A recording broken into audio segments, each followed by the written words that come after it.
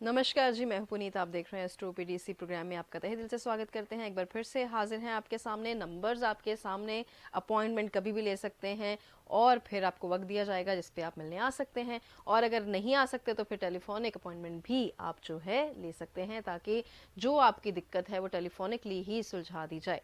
तो आज का ये एपिसोड अगेन बहुत इंटरेस्टिंग रहने वाला है, क्योंकि राशि सीरीज हमारी चल रही है और राशियों के बारे में कौन नहीं जानना चाहता। हम सुबह उठ के अखबार लेके बैठ जाते हैं कि आज देखें आज राशि में क्या खास है, लेकिन ओवरऑल राशि के बारे में जानना बहुत ज्यादा जरूरी है। आज बारी है कर्क की, यानी कैंसर की। बहुत ही कहते हैं कि जरूरी जरूरी राशि है ये। माँ के साथ जुड़ी हुई है, इमोशन के साथ जुड़ी हुई है। तो क्या कहती है आपकी कर्क राशि, ये जानते हैं इसी एपिसोड में। बाकी गुड लक रिपोर्ट के बारे में भी बात करनी है हमें। और पहले स्वागत कर लेते हैं सुनील जी का। बहुत बहुत स्वागत है सुनील जी। नमस्कार मीत जी। नमस्कार जी। तो सुनील जी, आज बारी आ गई कैंसर की, जी कर्क की बारी आ गई। तो फिर ये बताइए कि किस पे क्या क्या जो है, किसके लिए क्या प्लस है और किसके लिए क्या माइनस। जी, कैंसर राशि, कर्क राशि, जिसका सिंबल है केंकड़ा। अब केंकड़े का अगर आपको उसकी नेचर के साथ अगर मैं मैच करूं तो आप देखिएगा कि आपको अपने साथ मैच होती चीज़ें बहुत दिखेंगी, बहुत क्वालिटीज़ दिखेंगी आपको। कर्क नाम बहुत खतरनाक नाम है। कैंसर एक ऐसी बीमारी भी है जो आपके बॉडी के किसी पर्टिकुलर एरिया को, किसी को अगर हो जाती है, ईश्वर ना करे किसी को हो, लेकिन जब ये होती है तो आप मान के चलिए कि वो बैक्टीरिया, ऐसे बैक्टीरिया, ऐसे वायरसेस पैदा करती है बॉडी के अंदर।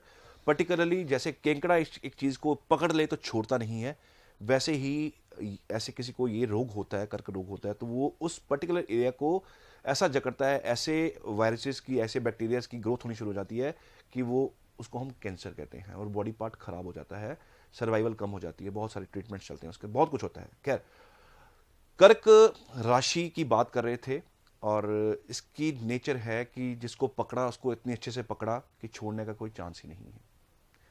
इमोशंस की राशि है, मदरहुड की राशि है, नरिशमेंट की राशि है।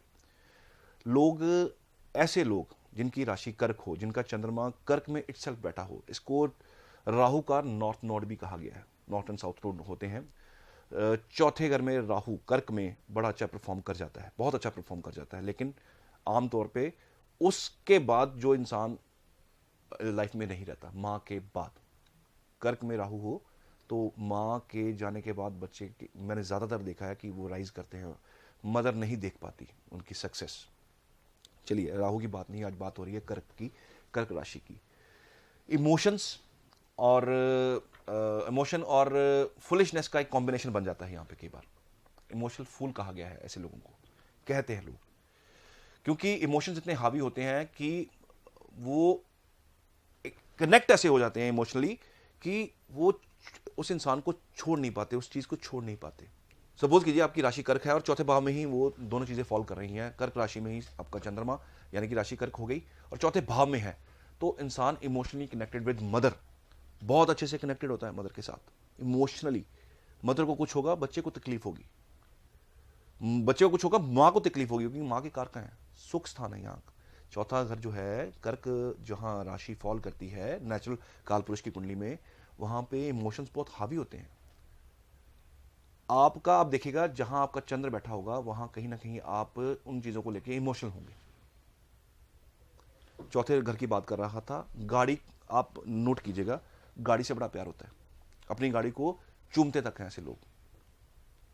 लैंड से बहुत प्यार होता है। 10वें घर में अगर ये 10वें भाव में अगर ये राशि फॉल कर रही हो तो इंसान अपने प्रोफेशन के अंदर घुसने से पहले उस जगह को चूमता है। Emotionally connection, emotional connection, bond होता है इमोशनल। सो यही अगर सपोज करो 12वें में पड़ा हुआ अगर चंद्रमा हो अपनी राशि का, कर्क का, तो फॉरेन लैंड उतरेंगे, धरती को चूमेंगे, फिर कहेंगे कि हाँ हम यहाँ आ गए हैं, कनेक्ट हो जाते हैं इमोशनली, यानी कि एक इमोशनल कनेक्शन रहता है। पंचम का चंद्रमा कर्क का, कर्क राशि का पंचम भाव में हो तो बच्चे के साथ तो हर वो इंसान जुड़ा होता है, लेकिन ये लोग कुछ ज्यादा कनेक्ट हो जाते हैं। बच्चे को बार बार चूमना, अपने बच्चे को निहारते रहना, हर इंसान निहारता है, लेकिन इनकी फ्रीक्वेंसी ज़्यादा रहती है। बच्चा अभी तक घर पे क्यों नहीं पहुंचा, कहाँ रह गया, कुछ होना गया हो, थॉट्स आ जाने, क्योंकि थॉट्स की राशि भी है, मन की राशि है, मन में बहुत सारे ख्याल। चंद्रमा क्योंकि इसके मालिक हैं, सो कहीं ना कहीं जो है वो इंस्टेबिलिटी क्रिएट कर देता है माइंड के अंदर। वैसे बहुत स्टेबल हैं लेकिन माइंड को लेकर थोड़े अनस्टेबल रहते हैं, थॉट्स बहुत जल्दी ले आते हैं, ख्वाबों में बहुत जल्दी चले जाएंगे। मन की स्पीड सबसे ज़्यादा तेज कही गई है, एक पल में इधर, एक पल में अमेरिका, एक पल में इधर, एक पल में यूनिवर्स में, एक पल में यहां, एक पल में चांद पे। थॉट्स, आपका सोच जो आपकी मन आपका कहां कहां पहुंचता है, ये कर्क राशि की खूबियां हैं।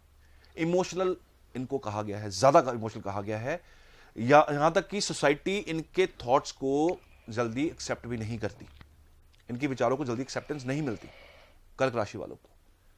कई बार कहा जाता है, पीठ पीछे कहा जाता है, यार ये तो पागल है, इसकी कौन सी बात है, जबकि वो लॉजिकल बात कर रहा हो, लेकिन वो कहा जाता है, पीठ पीछे कहा जाएगा ये तो पागल है, इसकी कौन सी बात है, छोड़ो इसको, क्योंकि वो इमोशंस उस इंसान के ऊपर हावी हैं।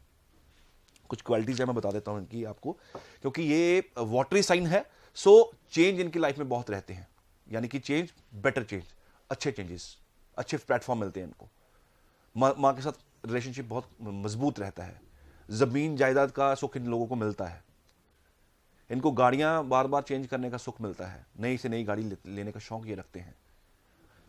जहां आपकी ये राशि पड़ रही हो वहां के साथ एक इमोशनल कनेक्शन जुड़ जाएगा। 12वें घर में अगर चंद्रमा हो इसी राशि का, तो इंसान का थॉट होगा मैं फॉरेन जाके सेटल हो जाऊं, वहां जाके, क्योंकि मन वहां अटक रहा है कहीं ना कहीं। छठे घर का हो, ननिहाल की तरफ बहुत ज्यादा अटैचमेंट होता है, बच्चा नानके साइड ज्यादा जाएगा, दादकों के साथ अटैचमेंट कम रहेगा। यही अगर अष्टम घर का हो तो दादकों के साथ अटैचमेंट ज्यादा रहेगा, नानके साथ कम रहेगा। सो चंद्रमा 7th हाउस के अंदर ये राशि फॉल कर रही हो, 7वें भाव में 4 नंबर लिखा है और चंद्रमा अंदर बैठा हुआ है, अपने स्पाउस के साथ इमोशनल कनेक्शन बहुत स्ट्रांग रहेगा। इमोशनली केयर देना, क्योंकि ये केयर है, ये राशि केयर की राशि है। केयर कहां से मिलती है? मां से मिलती है। जो केयर मां कर सकती है वो केयर कोई भी नहीं कर सकता। जिसको एक बार पकड़ लिया उसको नहीं छोड़ते, और हर्ट भी बड़ी जल्दी होते हैं। अगर आपने कुछ एक्सपेक्ट कर लिया किसी के साथ, अपने आप को आप उसके साथ देख लिया कि मैं उसके साथ ही रहूं, तो अगर वो अगर आपको डिनाई कर दे तो बहुत इमोशनली हर्ट होते हैं। ऐसे हर्ट होना कि अपने लाइफ के साथ खेल जाते हैं लोग ऐसे। इसलिए मैंने वर्ड यूज किया, इमोशंस एंड फुलिशनेस के बीच में टक्कर चल रही होती है। इमोशंस इतने हावी हो जाते हैं कि कहीं ना कहीं इंसान अपनी जिंदगी के साथ फुलिशनेस कर बैठता है। सो मूडी होते हैं, मूड स्विंग्स रहते हैं ज्यादा। एक पल में ही मूड चेंज हो जाएगा, एक पल में उदास हो जाएंगे, एक पल में ही बहुत अच्छे से रिएक्ट करना शुरू कर देंगे। सॉन्ग सुनते जाएंगे, उसमें घुस जाएंगे। कोई बहुत अच्छा सॉन्ग चल रहा है डांस वाला, डांस का मन करना शुरू कर देगा। कोई बहुत सैड सॉन्ग चल रहा है तो अपनी यादों में खो जाएंगे, क्योंकि इमोशंस अगेन, तो उसके अंदर बह जाना, भावनाओं में बह जाना। कोई बहुत अग्रेशन वाला सॉन्ग चल रहा है तो गुस्सा आ जाना कि मैं किसी के लिए किसी को भी कोई भी नुकसान कर सकता हूं। जैसा बिहेवियर चल रहा हो आपके आसपास का, वैसा बिहेवियर आपके थॉट के अंदर चलना शुरू हो जाता है, आपके माइंड के अंदर थॉट प्रोसेस शुरू हो जाता है उसका। Moon is always about thought process, nourishment, care. और ऐसे लोग सोसाइटी के अंदर बहुत तरक्की पाते हैं। पहले इन्होंने बातें सुनी होती हैं, बाद में ये कामयाब होते हैं, और कामयाबी के बाद लोग इन्हीं को सलाम ठोकते हैं, क्योंकि ये अपने रास्ते में, अपने फोकस पे, अपने जो मंजिल होती है उस पर इतने फोकस्ड होते हैं कि छोटी मोटी खुशियों को वैसे छोड़ देते हैं, परवाह नहीं करते, यहाँ इग्नोर ही हो जाती है उनसे। छोटी मोटी चीजें एंजॉय नहीं कर पाते।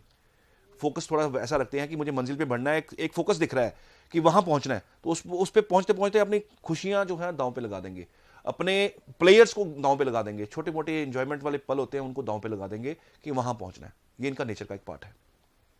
इमोशंस हमेशा हैवी होते हैं। अब 4 नंबर का ज़ोडिएक का 4 नंबर जो है वो ये राशि है, और 4 नंबर जो है नेचुरल ज़ोडिएक के अंदर जो है वो मून का ही घर है, अपना खुद का घर है। और 4 का बड़ा इंपॉर्टेंस है। हमारे जो टीथ हैं, हमारी जो दांत हैं, 4 कैनिन्स हैं, 4 विजडम टूथ हैं अपने हमारे। हम ये जो गाय है, गाय के पेट को 4 चैम्बर्स में उसके डाइजेस्टिव कंपार्टमेंट जो है वो उस पर बांटा गया है। हम जब मैटर्स की बात करते हैं तो मैटर्स भी 4, साइंस की, फिजिक्स की बात करूं, मैटर्स भी 4 फॉर्म में है। 4 बहुत चीजों से जुड़ा हुआ है।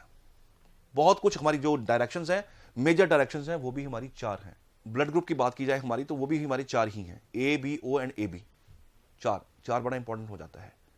और नेचुरल घर है चंद्रमा का यहाँ पे, और सुख स्थान के मालिक भी हैं। सो कहीं ना कहीं 4 इंपॉर्टेंट है हम हमारे सबके लिए, सृष्टि के लिए, हमारे लिए। चंद्रमा इसको रूल कर रहे हैं, सबसे इंपॉर्टेंट प्लैनेट बन जाते हैं।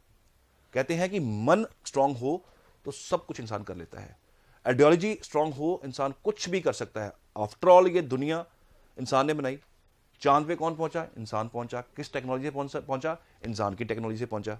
दिमाग तो इंसान का ही लगा, इंटेलिजेंस तो इसी की लगी, तो कहीं ना कहीं तो आइडिया क्रिएट हुआ। वो जो आइडिया क्रिएट करने का कारका है वो है आपका मून, आपका माइंड। बैठे बैठे एकदम से आइडिया आ जाना, आज ये कर लेते हैं, आज ये वो कर लेते हैं, that is all about moon. ये चंद्रमा है।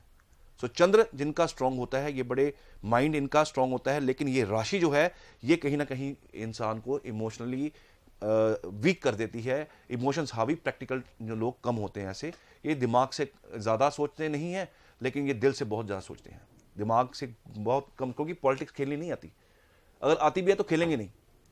तो इमोशन से सोचेंगे, दिल से सोचेंगे, दिमाग से कम लेंगे। डिसीजन लेना हो तो दिल से सोच लेंगे कि अगले का नुकसान ना हो, मेरा तो चलो क्या होना, अगले का नुकसान ना हो। दिमाग वाला इंसान क्या करेगा, मेरा नुकसान किसी कीमत में नहीं होना चाहिए, अगला का होता तो हो जाए। लेकिन ये कर्क राशि वाले लोग ये अगले के इमोशंस की वैल्यू भी करते हैं, अपने की तो होती है, अगले के इमोशंस की वैल्यू करते हैं कि इसको नुकसान ना हो जाए। तो ये कर्क की बहुत अच्छी खासियत है जो हर इंसान में होनी भी चाहिए, लेकिन क्योंकि हर इंसान को अपना भला सोचने से पहले अगले का भला सोच लेना चाहिए कि उसका ना नुकसान हो जाए मेरे फायदे के चक्कर में। तो ये राशि वाले लोग अगले का फायदा सोचते हैं, अपना कम सोचते हैं, अगले का ज़्यादा सोच लेते हैं, इमोशनली अपना दिमाग लगाते नहीं है, इमोशन से फैसला लेते हैं और कई बार यहाँ पे खता खा लेते हैं। सो ये एक वाटरी साइन है। सो पानी जो है वो ज़मीन के साथ जुड़ा होता है। सो ये बड़े ग्राउंडेड लोग होते हैं, बड़ी ग्राउंड रियलिटी को समझते भी हैं, इनकी नेचर में ग्राउंडेड रियलिटी होती है। केंकड़ा जो है ज़मीन पे चलता है, ज़मीन पे धीरे धीरे चलता है, और ये ग्राउंडेड होने की वजह से ही इनके इमोशंस बहुत ज़्यादा हावी होते हैं, क्योंकि ग्राउंडेड इंसान ना मतलब ही नहीं होता। ग्राउंडेड इंसान, कहते हैं ना ज़मीन से उठाओ इंसान, ज़मीन से उठाओ इंसान कौन है? यही है कि जिसको जो जितनी मर्जी तरक्की करके जितनी मर्जी हाइट पे पहुंच जाए, लेकिन वो अपनी ज़मीन और अपने पाँव की तरफ हमेशा ध्यान रखता है कि मेरी ज़मीन मेरे पाँव के नीचे से नहीं खिसकनी चाहिए। और ऐसे लोग ग्राउंडेड होने की वजह से हमेशा ज़िंदगी में कामयाब रहते हैं, और ज़मीन के पाँव से नीचे से खिसकती भी नहीं है। कम से कम इनकी वजह से तो अपने आप की वजह से तो नहीं खिसकती, वो कहीं और कोई कारण बन जाए वो बात अलग है, लेकिन खुद की वजह से ये ज़मीन के पैरों के नीचे से नहीं खिसकती। सो ये लोग कहीं ना कहीं ईश्वर से स्पिरिचुअल होते हैं, क्योंकि इमोशनल है, स्पिरिचुअल होते हैं, ईश्वर के साथ जुड़े होते हैं, ईश्वर के को हमेशा आगे रखते हैं। भगवान करेगा, भगवान करेगा, भगवान भरोसे छोड़ देते हैं। पाइसिस का अगर चंद्रमा हो, बहुत अच्छा कॉम्बिनेशन है, भगवान करेगा, भगवान के ऊपर छोड़ देना, भगवान भरोसे छोड़ देना कि भैया ये तो भगवान ही करेगा। सो अपने ट्रस्ट खुद पे होता है, लेकिन ईश्वर पे विश्वास बहुत होता है, ट्रस्ट होता है ईश्वर के ऊपर। ट्रस्ट बिल्डिंग इनकी बहुत स्ट्रांग होती है, खुद तो ट्रस्टेड होते हैं, लोगों को भी सिखाते हैं कि आपको ईश्वर के ऊपर भरोसा रखना चाहिए। ये जो लोग आप कहते हैं सुनते हैं ना कि ईश्वर के ऊपर भरोसा रखिए, ये वही लोग कर्क राशि वाले खास करके, कि भगवान पे छोड़ दे, कोई बात नहीं, इंसान के बस का काम नहीं है, ईश्वर पे छोड़े, ईश्वर कर देगा। सो ग्राउंडेड होते हैं, ईश्वर के ऊपर विश्वास करने वाले होते हैं, स्पिरिचुअलिटी इनकी बहुत हाई होती है, और इमोशंस बहुत हावी होते हैं। सो कहीं ना कहीं ये लोग मेरे को सबसे अच्छे लगते हैं, क्योंकि इनके मन में कुछ नहीं होता, इनके दिल में कुछ नहीं होता, जो होता है जुबान पे होता है।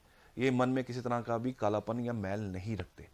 कर्क राशि वाला इंसान सामने बैठा हो, साफ पता चल जाता है कि इस इंसान के मन में कोई छल कपट नहीं है, क्लियर हार्टेड होकर बैठा हुआ है, साफ उनकी चेहरे से उनकी पहचान हो जाती है कि कर्क राशि वाला इंसान है।